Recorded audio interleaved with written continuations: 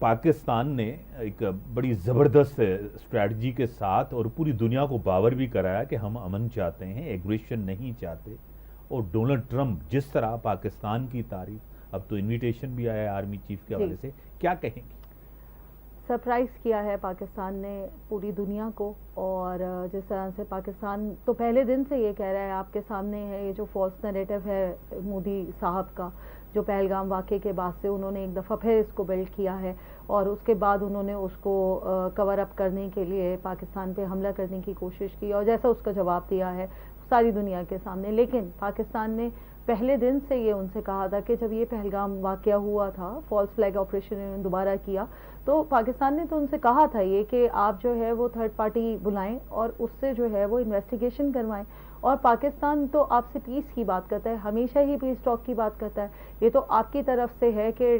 जो है वो टेरर के साथ टॉक नहीं हो सकती, लेकिन पाकिस्तान ने तो हमेशा कहा है हम तो सबसे ज़्यादा दहशतगर्दी के खिलाफ जो है जंग लड़ने वाले विक्टिम हैं। हम हमारी 70,000 से ज़्यादा की शहादतें हैं, उसमें हमारे सारे सिक्योरिटी फोर्सेस के लोग हैं, हमारे आम शहरी हैं, तो उसका निशाना तो हम हैं। हमने तो दुनिया के सामने हमेशा ये कहा है कि पाकिस्तान एक न्यूक्लियर स्टेट है तो उसको अपनी रिस्पॉन्सिबिलिटी का अंदाज़ा है। तो पाकिस्तान ने तो आज भी, अगर आप देखें कि बिलावल भुट्टो ज़रदारी साहब का जो इंटरव्यू हुआ है ब्रिटिश मीडिया को जो उन्होंने दिया है, तो उसमें उन्होंने यही बात दोहराई है दोबारा कि पाकिस्तान तो चाहता है कि वो अमन की बात करे। वो जो अमेरिका में रहे हैं वहाँ पर भी उन्होंने मुख्तलिफ फोरम्स पर, मीडिया टॉक्स में, थिंक टैंक्स के साथ जो भी मुलाकातें हुई हैं उसमें तो उन्होंने कहा है कि इंडिया आए, बैठे और जो मामलात हैं, जो पाकिस्तान इंडिया के दरमियान के प्रॉब्लम्स हैं, टेरर है, ट्रेड है,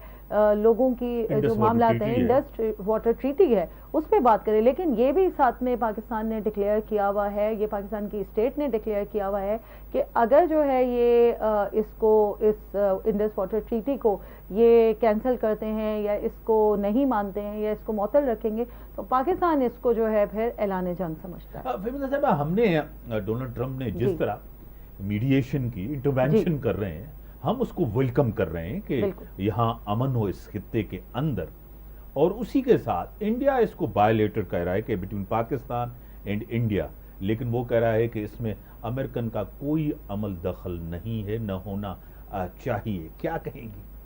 मैं ये कहूँगी सिर्फ कि डोनाल्ड ट्रंप ने भी सबको सरप्राइज़ किया है, क्योंकि जब ट्रंप आए थे तो ये कहा जा रहा था और ये एक्सपेक्टेशन थी कि उनके इंडिया के साथ जो है वो टाइज बहुत स्ट्रॉन्ग हैं। और जैसे कि आपने देखा था कि उनके वीपी जो है वहाँ गए थे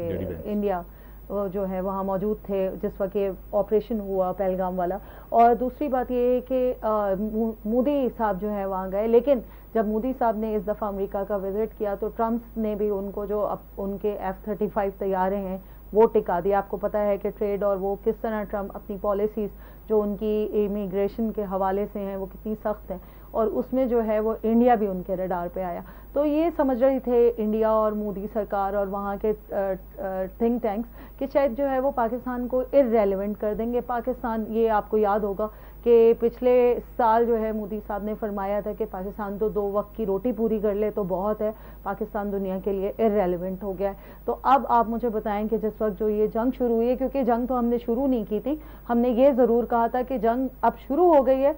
आपने शुरू की है, ख़त्म अब हम करेंगे इसको। तो जाहिर सी बात है कि ये जो खित्ता है इसमें आप किस तरह से दो न्यूक्लियर पावर के दरमियान जो है वो जंग अफोर्ड कर सकते हैं। तो सुपर पावर्स को तो बीच में आना ही था, मीडिएशन का रोल करना ही था, और इस वजह से डोनाल्ड ट्रंप आए। और डोनाल्ड ट्रंप ने से रिक्वेस्ट जो है वो पाकिस्तान ने नहीं की थी, डोनाल्ड ट्रंप से रिक्वेस्ट जो है वो इंडिया ने की थी। इंडिया, वो खुद भी ये कितनी दफ़ा तो वो दोहरा चुके हैं, इंडिया ने उनसे कहा था कि वो आप कहें ताकि पाकिस्तान जो है वो बात सुने। और पाकिस्तान के आप खुद देख रहे हैं कि पाकिस्तान के उनके साथ ताल्लुकात कितने बेहतर हो रहे हैं, अस्करी फ्रंट पे, आपके जो सियासी फ्रंट पर, सिफारती फ्रंट पर। क्योंकि कल भी जो सेंटकॉम के जो जर्नल हैं उन्होंने जो बयान दिया है कि पाकिस्तान दहशतगर्दी के ख़िलाफ़ महदूद ज़राए में भी बहुत बेहतरीन किरदार अदा कर रहा है, और ये मुमकिन नहीं है कि हम एग्जैक्टली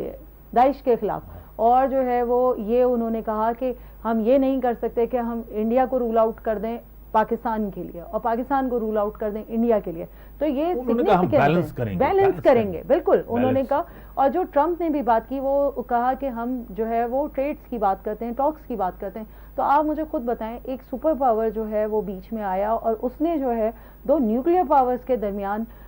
रखी जो है वो एक अपने आप को बैलेंस किया और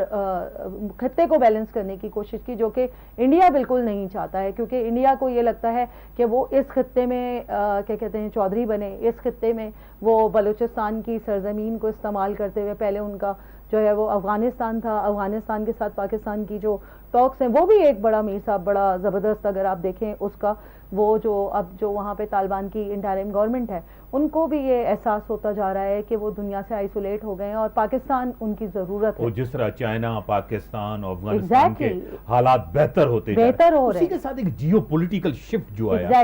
डोनाल्ड ट्रंप ने जिस तरह मिडिल ईस्ट को पहले विजिट किया है, आपको पता है इजराइल की तरफ नहीं गए और वो चाहते हैं कि वहां अमन हो। हूतीज के साथ उन्होंने एक सीज फायर किया और उनके ऊपर हमला नहीं किया जाए। उसी के साथ ईरान के साथ एक न्यूक्लियर डील की कोशिश हो रही है, अब कितनी कामयाब होती है। और दूसरी बात, अब पाकिस्तान के अंदर आपको Donald Trump is a politician first after is a businessman first after that politician. वो सबसे ज्यादा ट्रेड की तरफ है, पीस की तरफ है। क्या कहेंगे? बिल्कुल, और आप ये देखेंगे जो उनकी पॉलिसीज़ हैं वो ये चाहते हैं कि खित्ते में जो है वो अमन आए, क्योंकि उनकी तो वो तो वोट ही ये लेकर आए हैं ना कि उनको जो है वो ताकतवर तरीन अमेरिका बनाना है, मजबूत तरीन अमेरिका बनाना है, क्योंकि उनका जो चैलेंज है वो चाइना है। अगर आप देखें तो उनका चैलेंज चाइना है और चाइना से उनको ताल्लुकात अगर थोड़े बहुत करने, जो उन्होंने टैरिफ वाला मामला किया था और उसके बाद वो उससे बैकआउट किया है ट्रम्प ने चाइना के साथ, तो आप ये देखें कि इस तरह ही आप जब एक शतरंज की चालें चलते हैं तो उसमें आप देखते हैं कि आपका कौन सा प्यादा जो है वो स्ट्रांग है, कौन सा नहीं है। तो वो चाइना के अलाइज को भी देख रहा है और चाइना ने जो है वो पाकिस्तान का कितना स्ट्रांग अलाय है, कितनी जो है पाकिस्तान के तमाम अच्छे बुरे मामलात में, सिचुएशन में खड़ा जो है वो रहता है चाइना। और इस वक्त भी चाइना ने पाकिस्तान को कितना इस जंग में जो है वो कॉम्बैट में हेल्प आउट किया है। तो ये जो है मामला, क्योंकि ये बिटवीन दो सुपर पावर्स है, चाइना और अमेरिका, तो अब इसको जो बैलेंस करने के लिए आपको जो अलाइज हैं उनकी जो सिचुएशन है, उनके जो मामलात हैं, उनको भी आपने देखना पड़ेगा ना। तो ट्रम्प जो है, जैसे कि आप कह रहे हैं कि वो बिजनेसमैन हैं पहले, तो जाहिर है कि वो अपने मामलात देखेंगे, वो अपनी चीज़ें देखेंगे, अपनी इन्वेस्टमेंट देखेंगे। और देखें, बिजनेसमैन का इंटरेस्ट होता है, उनका इंटरेस्ट इस वक्त एक दफ़ा फिर पाकिस्तान की रियासत, पाकिस्तान की मिलिट्री है, क्योंकि पाकिस्तान का जो जियोपॉलिटिकल जो